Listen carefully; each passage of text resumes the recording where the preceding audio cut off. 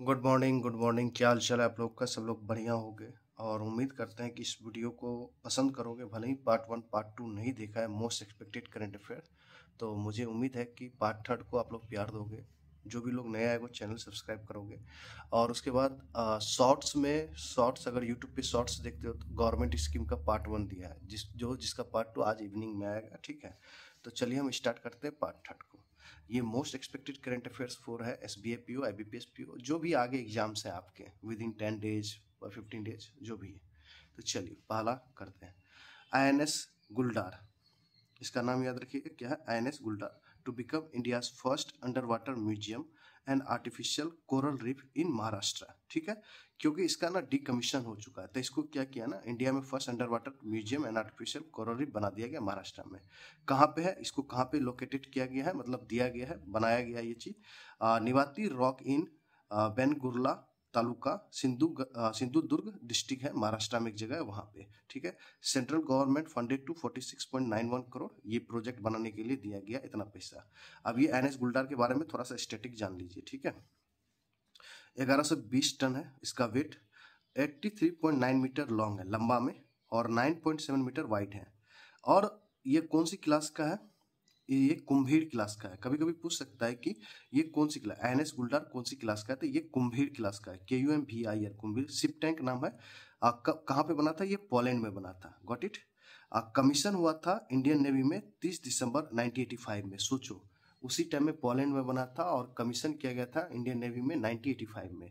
After 39 decommission on 12 जनवरी 2024 को इसको decommission किया है, क्योंकि अब बहुत दिन हो गया, 39 ईयर्स हो गए, पुराना हो गया, तो ये सब चीज़। तो पहला करंट अफेयर फिनिश। आपको बस याद कर लेना ये सब। देखो, एक करंट अफेयर में अगर इस टाइप से होता है तो इतना चीज़ पढ़ना पड़ेगा आपको, कहीं से भी क्वेश्चन पूछ सकता है। चलो दूसरा देखते हैं। अब ये एक स्कीम है, एग्रीकल्चर मिनिस्ट्री का एक स्कीम है क्रोपिक। अब ये स्कीम में पढ़ना होगा, agriculture ministry to launch Cropic, CROPIC। अब ये क्या होता है, an innovative initiative aimed at enhancing crop monitoring and loss assessment. Simple सा समझिए कि इसका काम यही होगा कि हम ना क्रॉप मॉनिटरिंग करेंगे और लॉस को असेसमेंट करेंगे। मतलब लॉस जितना हो रहा है, मान लीजिए फार्मर्स का क्या लॉस हो रहा है, उसका असेसमेंट करेंगे। ठीक है, अब उसका क्रॉपिक का full form very very important, collection of real time observation and photo of crops.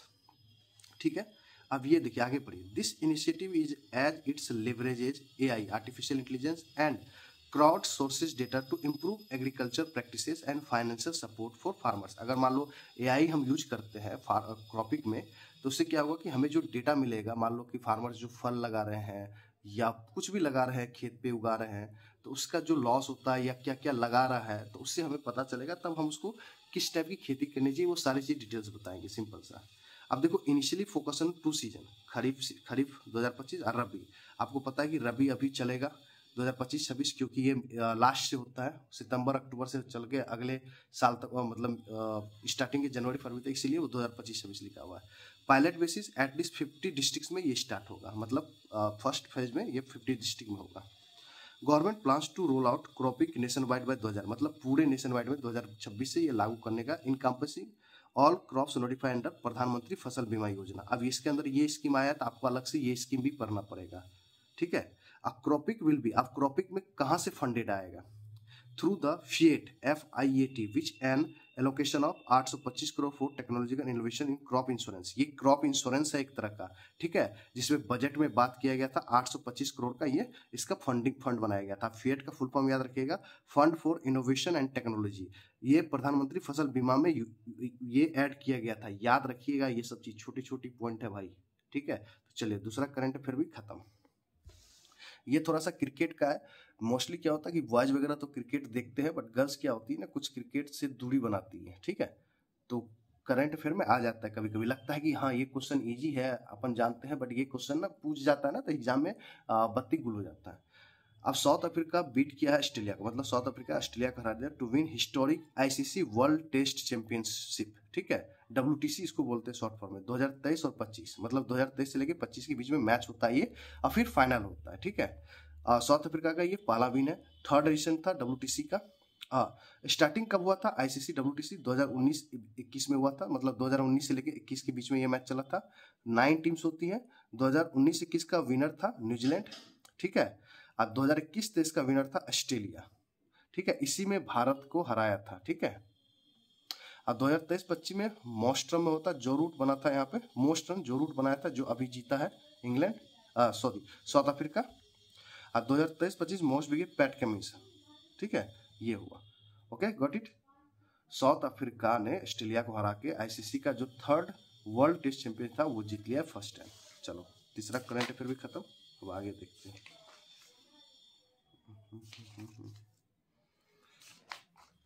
देखो, टेलीग्राम ज्वाइन करना मत भूलना आप लोग, ठीक है।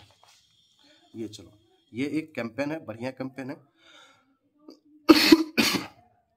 India launches largest ever tribal empowerment campaign. अब उस कैंपेन का नाम होगा, अब नाम क्या है, धरती आबा जन भागीदारी अभियान। धरती आबा जन भागीदारी अभियान लॉन्च बाय जुएल ओराम। कौन है ये? मिनिस्टर ऑफ ट्राइबल अफेयर्स के हैं, ये ट्राइबल अफेयर्स के मिनिस्टर हैं। एम क्या है इसका? Tribal empowerment and grass root participation, ठीक है। लॉन्च अंडर जनजातीय गौरव वर्ष, किसके मतलब ये किसके तहत किया गया है? जनजातीय गौरव वर्ष, ठीक है। It is a commemoration of the 150th birth anniversary of भगवान बिरसा मुंडा। ये भी याद रखिएगा कि जनजातीय गौरव दिवस किसके उपलक्ष्य में मनाया जाता है? भगवान बिरसा मुंडा। और इस बार जो था 150th बर्थ एनिवर्सरी था। Launch across 549 tribal districts and 207 PVTG district from 15 June 2025 to 30 June 2025। ये जो कैंपेन चलेगा इतना के बीच में चलेगा। और ये पीवीटीजी का फुल फॉर्म क्या होता है? Particularly vulnerable tribal group. Okay, ये भी फुल फॉर्म याद रखिएगा। चलिए, चौथा करंट अफेयर खत्म। ये इंपॉर्टेंट नहीं है, ये इंपॉर्टेंट है, ठीक है। पांचवा करंट अफेयर इंपॉर्टेंट है। वियतनाम क्या किया? ब्रिक्स में ज्वाइन हुआ as a 10th partner country. ये याद रखिएगा, वियतनाम क्या हुआ है? ब्रिक्स का, देखो ब्रिक्स का बहुत चीज होता है। ब्रिक्स में मेन कंट्री होते हैं। देखो ब्रिक्स में क्या होता है, पहले पार्टनर कंट्री बनता है, फिर उसका उसमें देखता है कि वो पार्टिसिपेट कर रहा है कि नहीं, फिर अच्छा से काम कर रहा है कि नहीं, तो फिर उसको ना मेंबर्स बनाया जाता है ब्रिक्स का। तो ब्रिक्स में मेंबर्स होते हैं, पार्टनर कंट्री होता है। ब्रिक्स का अपना बैंक है एनडीबी। तो यहाँ पे पार्टनर कंट्री की बात हो रहा था। 10th पार्टनर कंट्री कौन बना है? वियतनाम है। ये जून का न्यूज है, ठीक है, ये जून का न्यूज है, थोड़ा सा ध्यान रखिएगा। अदर 9 पार्टनर कंट्री कौन था? Belarus, Bolivia, Kazakhstan, Quba, Malaysia, Nigeria, Thailand, Uganda, Uzbekistan. Recently जो ज्वाइन हुआ वो वियतनाम है। तो 10th partner country of BRICS Vietnam. The partner country was created at the, कहाँ पे क्रिएट किया गया था कि पार्टनर कंट्री भी ब्रिक्स में होना चाहिए? तो 16th ब्रिक्स समिट हो रहा था 2024 में कजान, रशिया में, वहीं पे क्रिएट किया गया था। अब देखो ब्रिक्स का स्टेब्लिशमेंट 2006 में हुआ था। हेडक्वार्टर इसका संघाई है। पहला मेंबर जो 5 मेंबर था जो ब्रिक्स का स्टैब्लिश किया था वो Brazil, Russia, India, China, south Africa. But जो ब्रिक्स में अदर 5 न्यू मेंबर्स ऐड हुए हैं, Egypt, Ethiopia, Iran, UAE, Indonesia. Indonesia सबसे रिसेंट वाला था। तो ये ब्रिक्स का मेंबर है, नॉट अ पार्टनर कंट्री। तो ये हो गया। चलिए पांचवा, अब छठा करंट अफेयर देखिए। यूनाइटेड नेशन जनरल असेंबली ने डिक्लेयर किया है कि हम 2026 को कौन सी ईयर में मनाएं। तो इसने बोला कि हम international year of women farmers मनाएंगे 2026 को। सिंपल से याद रखना कि उंगा ने international year of women farmers कौन सी ईयर को मनाने की घोषणा की है? तो 2026, ठीक है। छठा करंट अफेयर फिनिश। चलिए सातवां को ढूंढते हैं। देखो बहुत कुछ तो नहीं करवा सकते। अब ये बढ़िया रिपोर्ट है। ये रिपोर्ट इंडेक्स बहुत तगड़ा रिपोर्ट है। ये से आते हैं global liability index 2025 publish by economic intelligence unit. ये बड़ा इंस्टीट्यूशन है, EIU, इकोनॉमिक इंटेलिजेंस यूनिट, ठीक है, इस ध्यान रखिएगा। तो कौन पब्लिश करता है? Economic intelligence unit. Total country 173।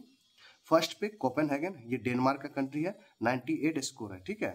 Second पे वियना, ऑस्ट्रिया, नॉट ऑस्ट्रेलिया, ये ऑस्ट्रिया है।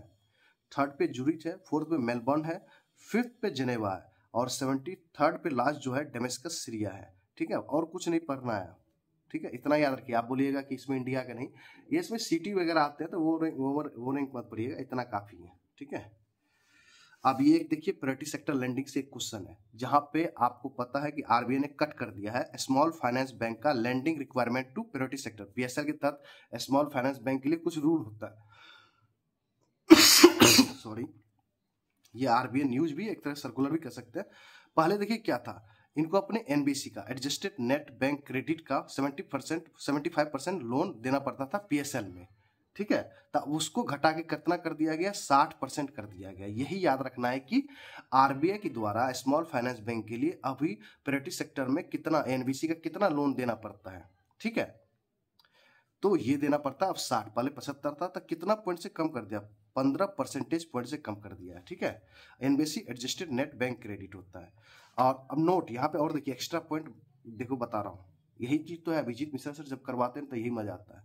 Public sector bank, private sector bank और फॉरेन बैंक्स, एनबीसी का 40% देना पड़ेगा प्राइवेट सेक्टर लैंडिंग में, ठीक है।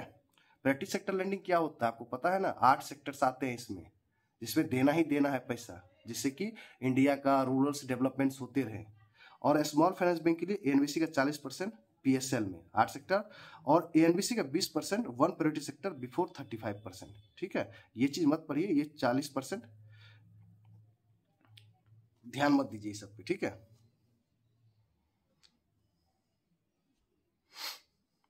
दोनों मिला के था 8 गो में देना था, एनबीसी का 20%, एक प्रायोरिटी सेक्टर में था। पहले ये 35 था जिसको घटा के 20 करते हैं, दोनों मिला के अब 60 हो गया है। तो टोटली याद रखिए कि स्मॉल फाइनेंस बैंक के लिए अब 60% कर दिया है, ठीक है। अब ये बढ़िया रिपोर्ट है, ये अंकटाड का रिपोर्ट है, याद रखिएगा। अंकटाड कौन सा रिपोर्ट रिलीज करता है, वर्ल्ड इन्वेस्टमेंट रिपोर्ट कौन रिलीज करता है, ऐसे करंट अफेयर्स आपको मिलेंगे तो आपको याद रखना है कि वर्ल्ड इन्वेस्टमेंट रिपोर्ट रिलीज करता अंकटाड। ये 8वां क्वेश्चन है। अब India ranks 15th among top FDI destination with $27.6 billion inflow in 2024। ये 2024 का डेटा बता रहा है आपको अंकटाड ने। ये अंकटाड का हेडक्वार्टर जेनेवा है, सेक्रेटरी जनरल रेबेका ग्रेंसपैन है। अब आइए, अब देखिए एफडीआई आउटफ्लो इन 2024 18वां रैंक, मतलब इनफ्लो हो गया कि किसी दूसरे देश से हमारे देश में आ रहा है, और एफडीआई हमारे देश से बाहर जा रहा है तो उसको आउटफ्लो बोलते हैं, तो 18वां रैंक है। अब आइए थोड़ा सा डिटेल में ये पढ़िए, ठीक है। ऊपर में छोड़ दीजिए, ये लाइन छोड़ दीजिए, ये पढ़िए। टॉप 5 कंट्रीज एफडीआई इनफ्लोज, मतलब दूसरे देश से हमारे देश में जो पैसा आया, फॉरेन डायरेक्ट इन्वेस्टमेंट। फर्स्ट पे यूएसए से $279 बिलियन, सेकंड पे सिंगापुर 143 बिलियन, थर्ड पे हांगकांग, फोर्थ पे चाइना, फिफ्थ पे लग्जमबर्ग, 15th पे खुद इंडिया है। और सॉरी, ये हम गलत बोल रहा हूँ, गलत, मतलब ये एफडीआई इनफ्लो मतलब पैसा कितना आया है फॉरेन डायरेक्ट इन्वेस्टमेंट के थ्रू, मतलब दूसरे देशों से। मतलब यूएसए में कितना आया, 279 बिलियन। ये यूएसए हमारे देश में नहीं आया है, सॉरी मैं मिस्टेक। ये रैंक बता रहा है कि दूसरे देशों ने जैसे कि अमेरिका में दूसरे देश के पैसे कितने आए हैं एफडीआई के तौर पे, अमेरिका में सबसे ज्यादा आया है, सेकंड में सिंगापुर में आया है, और भारत में जो दूसरे देश ने पैसा भेजा वो 15वां रैंक है। अब टॉप 5 कंट्री एफडीआई आउटफ्लो, मतलब दूसरे देश में कितना गया है, हम कितना भेजा। अब यूएसए देखो इतना पैसा दूसरे देशों को भेजा है 266 बिलियन, मतलब यहाँ से ज्यादा पैसा दूसरे देशों में गया है। सेकंड पे जापान है, हमारा रैंक 18 इंडिया है, ठीक है। ये पढ़ लीजिएगा,